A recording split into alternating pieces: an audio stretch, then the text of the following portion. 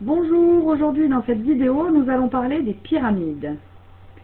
Alors, les pyramides en mathématiques sont d'abord des solides, c'est-à-dire des formes, des objets en 3 dimensions, dont une face est un polygone.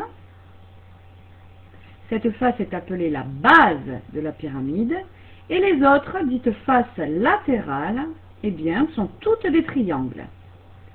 Donc, je vous montre ici 2 pyramides. Une première pyramide qui a une base triangulaire. Donc, vous voyez ici ce triangle de base.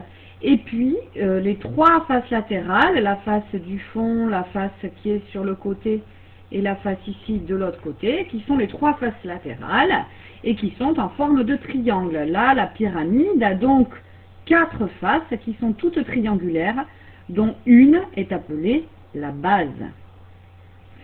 Ici, cette pyramide-là est à base carrée, c'est-à-dire que la face sur laquelle elle est posée est un carré. Un carré, bien entendu, représenté ici en perspective cavalière. Les faces latérales, elles, il y en a donc 4, une sur le côté, une derrière, une autre sur le côté et une autre vers l'avant. Ces 4 faces sont appelées les faces latérales et ce sont toutes des triangles. Voici une pyramide que l'on nomme par ses sommets S, A, B, C, D. Cette pyramide est à base carrée ou rectangulaire. Ici, S est appelé le sommet de la pyramide SABCD. ABCD, nous l'avons vu précédemment ici, qui est un carré ou un rectangle, on ne sait pas trop.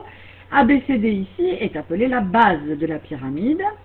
On a 4 triangles qui sont les faces latérales, SAB, SBC, SCD et SCA, toutes des triangles, les faces latérales. Et 1, 2, 3, 4, 5, 6, 7, 8 arêtes. Donc les arêtes, ce sont les extrémités de chaque face. Ce sont les segments qui délimitent les faces, les différentes faces de la pyramide. Et enfin, SK, donc qui est un segment un peu particulier, qui passe par le sommet de la pyramide et qui va être perpendiculaire à la base. SK est appelé la hauteur de la pyramide. C'est le segment qui passe par le sommet et qui est perpendiculaire à la base.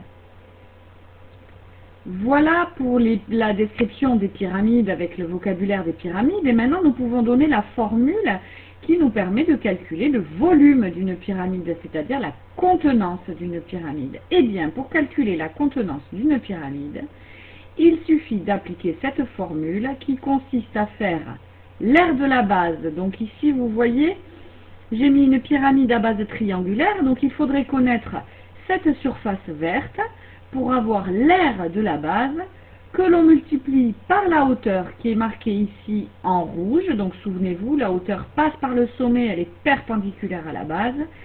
Et le résultat de cette multiplication, ce produit doit être à la fin divisé par 3.